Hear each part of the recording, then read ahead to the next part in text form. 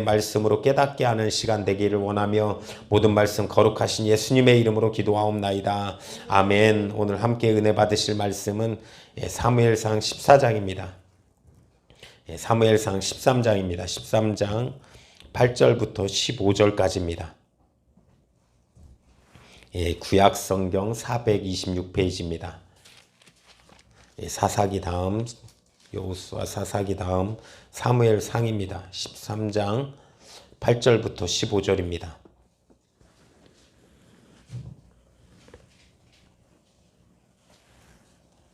예, 8절부터 15절입니다. 다 같이 한 절씩 교독하도록 하겠습니다. 제가 먼저 읽겠습니다. 사울이 사무엘의 정한 기한대로 이레를 기다리되 사무엘이 길갈로 오지 아니하매 백성이 사울에게서 흩어지는지라.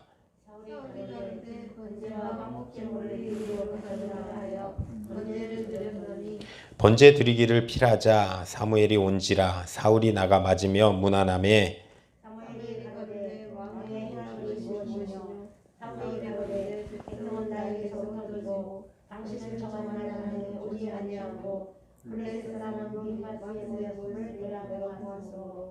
이에 내가 이르기를 블레셋 사람은 나를 치러 길갈에 내려오거늘 내가 여호와께 은혜를 간구치 못하였다 하고 부득이하여 번제를 드렸나이다.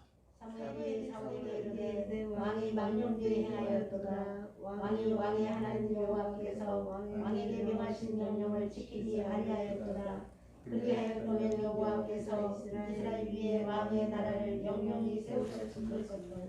지금은 왕의 나라가 길지 못할 것이라. 여호와께서 왕에게 명하신 바를 왕이 지키지 아니하였으므로 여호와께서 그 마음에 맞는 사람을 구하여 그 백성의 지도자를 삼으셨느니라 하고 일어나 길갈에서 떠나 베냐민 기브에게 올라가니라. 사울이 자기와 함께한 백성을 계수하니 600명 가량이라. 아멘.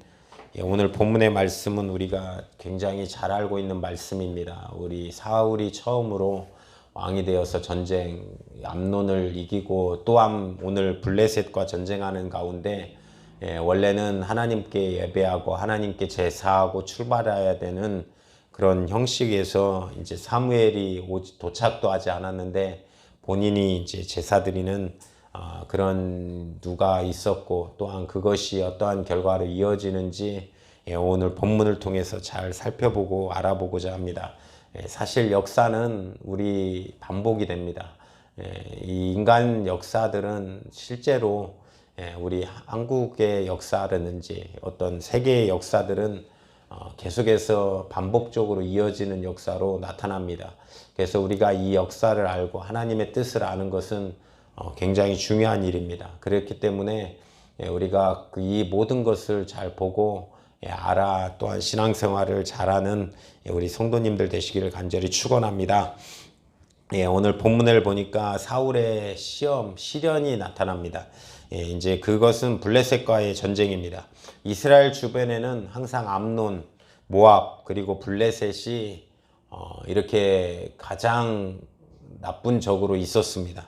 이 전쟁의 배경은 이스라엘 분순종의 역사입니다. 처음에 가서 완전히 멸절해라. 이스라엘이 그 명령을 따르지 않고 남겨놨던 그 블레셋과 그 가나안 땅을 점령하지 못했던 이스라엘 백성의 하나님 명령에 순종하지 못했던 그런 모습에서 계속해서 이렇게 싹 터서 계속해서 전쟁이 일어나는 것입니다. 또한 암몬과 모압은 누구냐면 우리가 잘 알고 있는 아브라함과 롯의 이 롯의 불순종으로 롯이 불순종으로 소돔과 고모라로 들어가고 대를 잇기 위해서 그 딸들이 그 악한 짓을 하면서 태어난 그 자손들이 암몬 모압입니다. 그러니까 우리가 무심히 걸었던 발자국, 이 무심히 걸었던 발자국이 오랜 세월 뒤에 열매로 나타나는 것입니다. 아브라함도 그 자기 아들 이스마엘을 낳고 나서 이스마엘의 후손들이 그렇게 정말 중동 지방에서 그렇게 활개를 치고 또한 이스라엘 민족이 계속해서 이렇게 싸우고 있는 모습을 보면 우리의 인생도 마찬가지라는 것입니다. 무언가 우리가 꼬이고 또한 과거의 불순종이 원인이 되어서 우리의 모습들로 나타날 수 있다는 것입니다. 사울이 이 시험을 갖는 전쟁의 의미를 살펴보면 사무엘상 13장 오늘 본문의 1절부터 보니까 이제 이 사무엘이 왕이 된 때에 40세라. 그리고 나서 이제 갑자기 요나단이 등장합니다. 사울의 아들 요나단이 등장해서 요나단이 전쟁을 주의할 만큼 성인이 된 시간이 흘렀습니다. 사무엘이 왕이 되고 이제 시간이 흘러서 이런 일이 나타났는데, 이스라엘이 왕이라는 국가 체제를 갖추기 위해서는 처음에는 원래는 군대가 전쟁이 일어날 때마다 와서 모집병으로 했었습니다. 근데 백성들이 이제 자원에서 이제 모집하는 병이 있다 보니까 이제 왕이 되다 보니까 자기의 힘을 갖기 위해서 뭐라고 했냐면 이제 상비군 제도를 이렇게 다른 나라와 같이 항상 이렇게 군인으로 있는 상비군을 모집한 겁니다. 그래서 모집한 군대가 3,000명입니다. 이스라엘의 군대가 모집되어 있는 군대가 3,000명이 있었다라는 것입니다. 우리나라가 얼마 전만 해도 그 60만 대군이죠. 우리나라 육군이 60만 그렇게 얘기하지 않습니까? 정확한 수치는 아직 기억이 안 나는데 해군은 6만, 공군은 6천, 이런 계산이 옛날에 한 것 같은데, 그 정도로 우리가 군인이 우리나라에 많이 있지 않습니까? 그런데 이 당시만 해도 이제 3,000명을 조직해서 사울이 2,000을 데리고 있었고 요나단이 1,000명을 데리고 전쟁을 하는 것입니다. 그래서 3, 4절에 보니까 왕을 세울 때 가장 큰 목적은 블레셋과의 싸움을 위해서 이 왕을 세운 것입니다. 그러다 보니까 이 블레셋과의 싸움을 하는데 이 목적 자체가 여기서는 사울이 블레셋을 이기고 이런 것도 있겠지만 가장 큰 목적이 백성의 신임을 얻기 위해서 블레셋 국경지대를 친 것입니다. 사실 오늘날도 이런 경우가 참 많이 있습니다. 어떤 나라든 어떤 정말로 정권이든 이 처음에 이 백성들의 지지율을 높이기 위해서 이런 모습들, 밖으로 보여지는 모습들을 할 때가 있습니다. 대표적인 북한을 예를 들면 북한에서 김정은 앞에 김정일이 할 때 뭘 일으켰냐면 판문점 도끼만행 사건을 일으켰습니다. 그러니까 이제 그러면서 이제 자리 잡기에 얘 능력 있는 사람이다. 이런 좀 원래 이렇게 김일성의 우상화에서 이제 김정일로 내려가는 것입니다. 그러고 나서 김정일은 뭐 하냐면 김정일이 했던 게 그 연평도 포격 주위에서 사건을 일으키는, 그러면 그 안에서 이런 자극적인 일은 사실 그들로부터 지지를 끌어낼 수 있습니다. 그들로부터 그러니까 어떤 정권이든 처음에 힘을 얻기 위해서 보여주기 위한 부분들을 한다라는 것입니다. 그런데 이 국민을 사실 진실된 정권이라고 하면 국민을 더 사랑하고 이런 부분들보다 오히려 더 국민들을 마음에 품고 살리는 그런 모습들로 살아가는 것이 맞다라는 것입니다. 이것이 무모한 짓이었습니다. 5절에 보니까 싸우려 모였는데 블레셋이 얼마만큼 모였냐면 이쪽 이스라엘은 3,000명인데 블레셋 사람은 병거가 3만이요 마병이 6천이요 백성은 해변의 모래가 같이 많더라라는 거예요. 그러니까 병거가 3만이고 마병이 6천이고 군인의 숫자는 그보다도 훨씬 더 많아서 셀 수 없을 정도로 온 것입니다. 이렇고 나니까 6절, 7절에 보니까 적군의 숫자를 보면서 이스라엘 백성이 사실 반응은 어떠냐면 절박하며 숨으며 떨더라, 이런 반응을 보입니다. 그 백성들의 반응을 보니까 이제 위급함을 보고 절박하여 숨으며 웅덩이에 숨고, 그리고 또한 그를 쫓은 모든 백성은 떨더라. 원래 이스라엘의 전쟁할 때 모습이 어떻습니까? 이스라엘은 이 앞전 전만 봐도 11장에 보면 암몬과의 전쟁을 할 때 당당하게 했습니다. 그때도 똑같은 지휘자는 사울이었고 똑같은 이스라엘 백성이었습니다. 그런데 왜 이런 차이가 납니까? 여기에야 완전히 뒤바뀐 차이가 나는데 이유는 한 가지입니다. 무엇이냐면 암몬과의 전쟁일 때는 여호와의 신이 임하였고, 이 블레셋과의 싸움은 성령이 임하지 않는 그런 싸움이었다라는 것입니다. 우리의 생애도 마찬가지입니다. 우리가 이 땅을 살아갈 때 얼마나 두렵습니까? 성령이 없는 삶이라고 하면 두렵고 힘들고 어렵고 무서울 수밖에 없습니다. 우리가 이 나라 이 땅을 살아갈 때 얼마나 우리를 걱정하게 만들고 고민하게 만들고 불안하게 만드는 것들이 참 많이 있습니까? 우리의 어떤 돈의 부분도, 우리의 앞길의 문제도, 또 어떤 정말로 삶의 문제도, 그리고 또한 가정 가운데서도 여러 가지로 우리가 이 땅을 살아갈 때 불안함과 그런 걱정들이 우리 마음속에 계속해서 두려운 마음으로 있을 수밖에 없다는 것입니다. 그럴 때 이길 수 있는 이유는 성령의 역사밖에 없습니다. 여호와의 신이 임함으로 암몬은 능히 이겼고, 그 여호와의 신이 없이 싸우는 블레셋과의 싸움은 많은 백성들이 걱정과 근심과 염려가 그들의 마음속을 장악할 수밖에 없었다라는 것입니다. 그래서 우리 이스라엘의 전쟁은 사실 연태까지를 역사를 보고 봤을 때 군사의 수와 작전과 그리고 백성의 사기에 있지 않았습니다. 문제가 그런 거에 있지 않았고, 그 하나님을 믿냐 안 믿냐, 그 신앙의 문제, 믿음의 문제에 있었다라는 것입니다. 마찬가지에 우리의 삶도 마찬가지입니다. 우리의 삶도 살아갈 때 우리도 어떤 이 땅을 살아가면서 환난과 고난, 그리고 사업이 힘들 때, 그럴 때마다 내가 노력하지 못해서 그랬다, 운이 없어서 그랬다, 그런 많은 사람들은, 많은 믿지 않는 사람들은 그렇게 말할 수 있습니다. 그런데 믿는 사람이라면 다시 한번 하나님의 앞에 서서 내가 신앙을 잃어버리고 살았는지, 내가 하나님을 잃어버리고 살았는지, 아니면 내가 얼마나 신앙으로 무너져서 살았는지, 그거를 점검해 보는 것이 우리 믿는 사람들의 마음이라는 것입니다. 신앙을 회복하는, 그렇게 점검해서 회복하는 우리 성도님들 되시기를 간절히 축원합니다.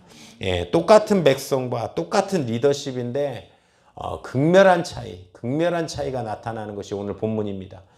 우리도 마찬가지입니다. 우리의 상황과 우리의 환경, 우리의 모습들은 어제와 오늘과 다를 게 없습니다. 그럼에도 불구하고 우리가 믿음이 우리 마음속에 있다라고 하면 어떠한 것도 두려움이 없는 것입니다. 그런 모습으로 살아가는 우리 성도님들 되시길 간절히 축원합니다.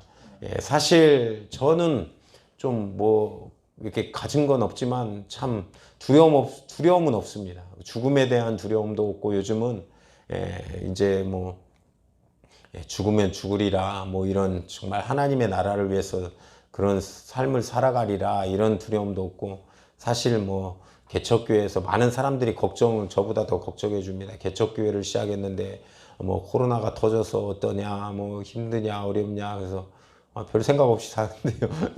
괜찮습니다. 잘 지냅니다.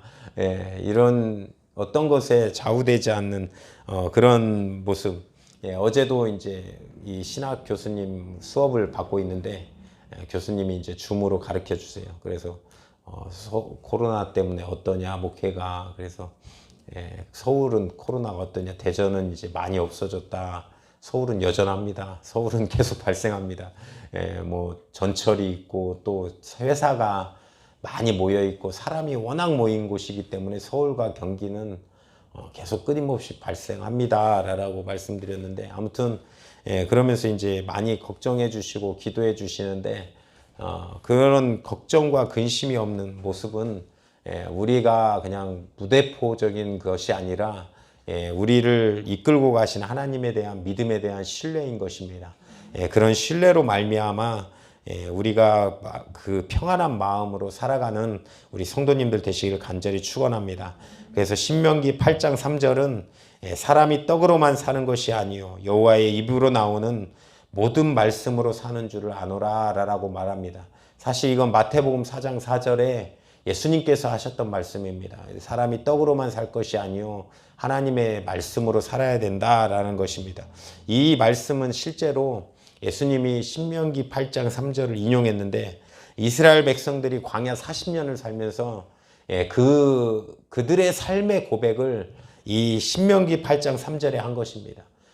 광야에 40년 동안 살아가면서 그 광야 땅에 아무것도 없는, 먹을 것도 없고 마실 것도 없는 곳에 하나님께서 메추라기와 만나로 이렇게 40년을 먹게 하신 그 하나님에 대한 믿음에 대한 신뢰의 고백을 사람이 떡으로만 살 것이 아니요 하나님 여호와의 입으로 나오는 모든 말씀으로 사는 것이다 라고 표현한 것입니다. 이스라엘의 민족의 신앙을 이런 고백으로 충만한 성도님들이 되신다라고 하면 우리를 붙들고 있는 환경과 어려움들은 능히 이기고 승리할 줄 믿습니다. 하나님의 말씀이 나를 살게 한다는 그 고백으로 충만한 성도님들 되시길 간절히 축원합니다. 우리가 이제 잘 알고 있는 말씀이 8절과 9절입니다. 오늘 본문에 읽었던 이 사무엘이 정한 기한대로 이레를 기다렸는데 이제 사울이 먼저 기다렸습니다. 일주일을 기다린 거예요. 이레는 근데 왜 실수했냐면 사울에게는 세 가지 문제가 그를 압박하고 있었습니다. 첫 번째는 약속한 날에 사무엘이 오지 않았습니다. 7일을 기다렸는데 사무엘이 안 나타나는 거예요. 그리고 8절에 보니까 또 원래 10장 8절에 이래 만에 오겠다라고 약속을 했습니다. 근데 13절에 보니까 13장의 오늘 본문은 사무엘이 도착하지 않았다는 거예요. 또 그를 불안하게 했던 거는 군대가 자꾸 흩어지는 것입니다. 자기가 모아놨던 3,000명의 군대 중에 이제 막 흩어져서 얼마 남았냐면 600명 남은 거예요. 그러니까 계속 흩어져서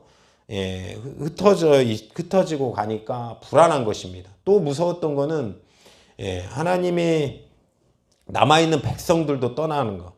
그러다 보니까 자꾸 그리고 블레셋은 그 코앞까지 다가와 있는 것입니다.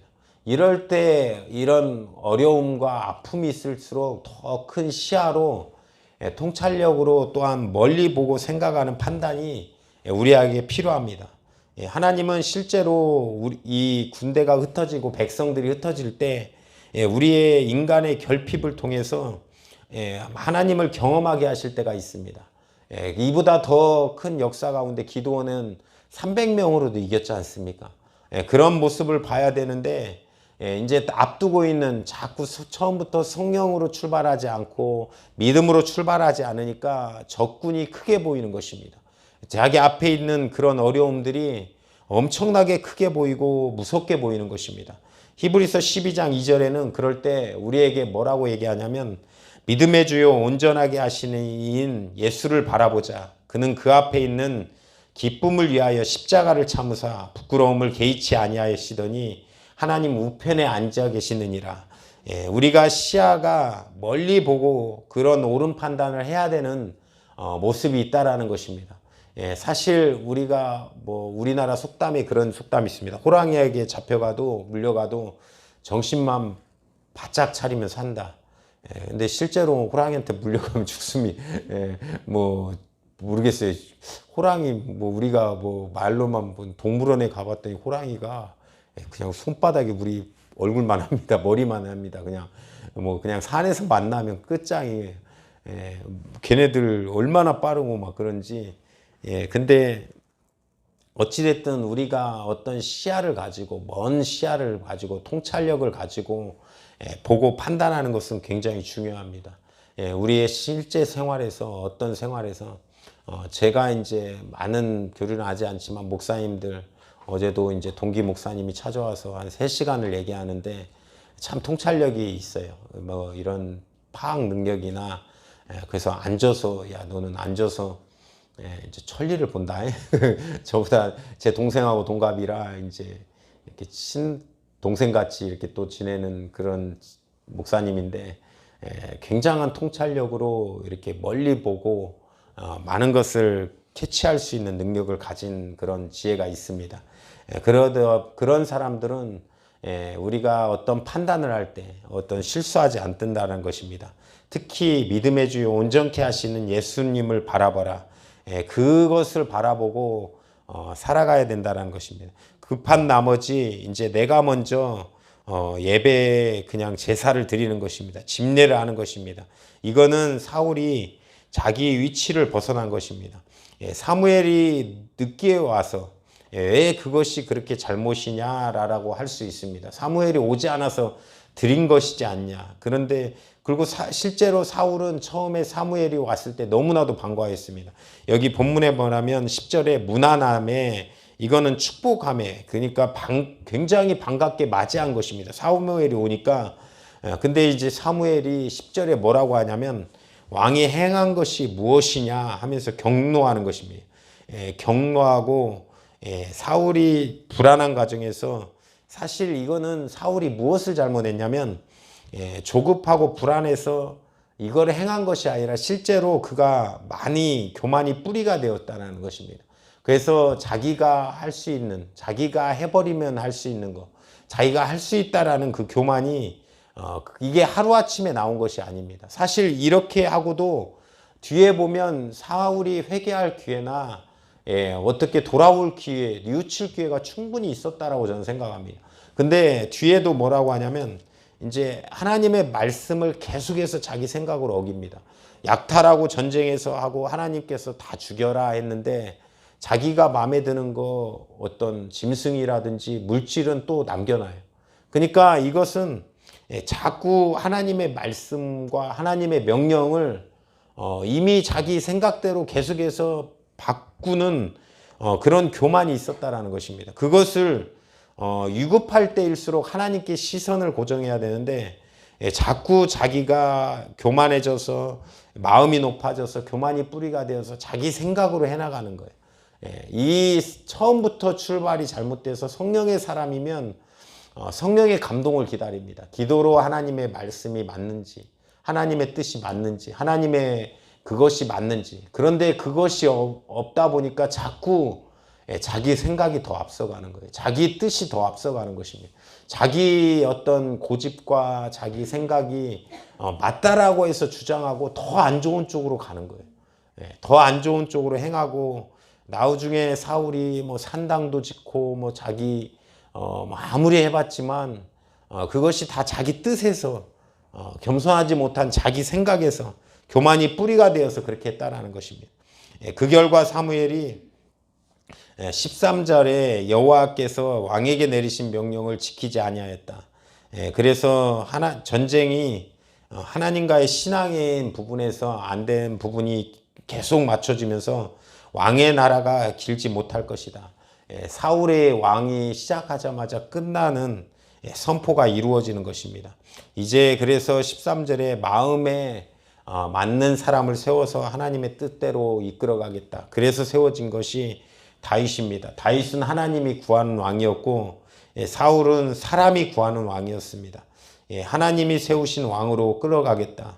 이 제사를 통해서 블레셋 사람과의 전쟁이 녹록지 않았습니다. 사실 그러고 나서 이제 하나님이 이 전쟁을 치르게 하시는데 블레셋 사람의 전쟁과 녹록지 않은 것이 이스라엘 민족은 당시에 철기 문명이 못 들어갈 때입니다. 그러니까 철이라고 가지고 있는 것은 사울과 이 요나단만 칼을 가지고 있었습니다. 그리고 21절에 보니까 무기가 뭐가 나오냐면 무기라고 나오는 것이 괭이나 삽이나 쇠스랑이나 도끼나 쇠채찍이 무딜대. 그러니까 그들이 전쟁을 뭘 갖고 나가냐면 사부를 갖고 나갔어요. 괭이를 갖고 나가고 그것도 이제 무딜대는 그 뭐 날을 가는 거 뭐 이런 거. 그래서 뒤에 보니까 22절에 사울과 요나단의 백성의 손에는 칼과 창이 없었고 오직 사울과 그 아들 요나단에게만 있느니라 라고 얘기하는 거예요. 그러니까 칼 두 자루에 이쪽은 삽과 괭이입니다. 저쪽은 병거 3만에 아까 마병 6천에 그리고 백성이 모래와 같이 많았다라고 표현합니다. 사실 이 전쟁이 가당치나 하겠습니까? 우리나라 이제 참 이 먼 역사만 안 봐도 우리나라만 봐도 참 불쌍한 일이 있어요. 우리나라가 이제 처음에 이제 일제시대 맞기 전에 우리나라를 일제시대에 구하려고 처음에 이제 우리나라 전쟁 일본하고 맞서려고 총을 가지고 나갔습니다. 우리나라는 조총, 일본은 이제 신식으로 문물을 받아들여서 개량된 총으로 쳐들어왔는데 이 조총은 이 총이 불이 붙어서 나가는 총입니다. 불을 부싯돌로 이렇게 불을 붙이면 불이 붙으면 이제 불이 심지가 탄 다음에 총이 빵 나가는 그런 현상인데, 우리나라 이 군대가 멸절된 게 비 오는 날 전쟁을 하는데 이 총이 안 나가가지고 완전히 멸망당하는 일이 있었습니다. 근데 이 마치 이거보다 더 열악한 게 이 전쟁 아닙니까? 근데 이 전쟁에서 하나님께서 14장 뒤에 보면 결론이 나오는데, 여호와께서 이 전쟁을 승리로 하게 하십니다. 승리로 이끄십니다. 이스라엘 전쟁은 칼과 창에 있지 않습니다. 전쟁인 모든 것이 다윗의 고백과 같이, 골리앗과 전쟁할 때도 뭐라고 고백하냐면, 너는 칼과 창을 가지고 내게 나아가거니와 나는 만군의 여호와의 이름으로 내게 나아간다 라고 고백하는 것입니다. 실제 이스라엘 전쟁뿐 아니라 우리 믿음의 사람의 전쟁도, 우리 믿음의 전쟁도 하나님께 있음을 고백해야 됩니다. 사울은 너무 가혹하지 않나. 뒤에 가면 정말 자신이 또 그런 일을 벌이는 것은 기본적인 영성의 차이입니다. 항상 그의 시야에는 이제는 그냥 자기 마음대로 하나님의 어떤 기도와 감동과 간구와 성령의 그 감동과 역사로 하는 것이 아니라 자기 생각과 자기 욕심, 그리고 자기가 더 앞두고 있는 것을 계속 해나가는 것입니다. 그것이 기본적으로 영성이, 사울은 무너져서 하나님을 바라보지 못하고 살아갑니다. 그런 사울의 마지막이 어찌 됐습니까? 우리가 결론은 알지만 사울은 결국은 마지막에 역사적으로 패망하는 일이 벌어졌다라는 것입니다. 이 역사는 증명하고 역사는 반복됩니다. 그렇기 때문에 우리가 어떠한 일에서 더 하나님께 매달리고 하나님의 성령의 충만함을 입어야 되고, 하나님의 영성을 더 받아들이고 살아가는 모습이 우리에게 있어야 되는 것입니다. 사울은 자기 자신의 뿌리를 두고 교만했다라고 하면, 다윗은 하나님께 뿌리를 두고 믿음으로 그런 뿌리를 가졌습니다. 그런 모습들로 살아가야 된다는 것입니다. 사울이 점점 더 안 되니까 나중에는 그때라도 하나님 앞에 무릎을 꿇고, 하나님 내가 잘못했어요. 다시 죄 가운데 회개합니다. 나는 이런 죄를 범했습니다. 솔직하게 이 죄를 인정하고 만약에 돌이키는 마음이 있었다라고 하면 저는 하나님이 용서해 주셨을 거라고 생각합니다. 그런데 끝까지 그 마음과 생각이 변화되지 않고 마지막에는 자기 산당을 지은 목적이 무엇입니까? 그 산당을 지어서 우상 숭배라든가 자기를 높이는 그런 모습들로 나아간다는 것입니다. 결국은 아무리 높은 지혜의 왕, 그리고 아무리 많은 가진 돈, 그런 모든 것들이 그를 이렇게 하지 않습니다. 그를 지탱해 주지 않습니다. 우리의 인생도 마찬가지입니다. 우리가 그런 모습들로 살아가지 않는 우리 성도님들 되시길 간절히 축원합니다. 또한 그런 모습이 보일 때마다 하나님 왜 악인의 형통함이 있습니까? 라고 말하지만 하나님의 시기는 짧습니다. 신천지가 안 무너지겠습니까? 신천지는 무너집니다. 반드시 무너집니다. 하나님의 시야로 볼 때는 아무리 까불고 지금 교회를 파괴하고 이번에 진짜 한번 된통 당했지 않습니까? 코로나로. 뭐 교회를 막 사넘기기 뭐 하면서 교회를 무너뜨리고 교회를 그렇게 기성교회를 파괴하더니 그 문제가 하나님이 두고 보시지 않는다라는 것이, 코로나로 교회가 욕을 먹고 있습니다. 물론 핍박당하는 것도 있습니다. 이전에 그러나 우리가 한국교회가 다시 한번 근본적으로 회개하는 역사가 일어나기를 간절히 축원합니다.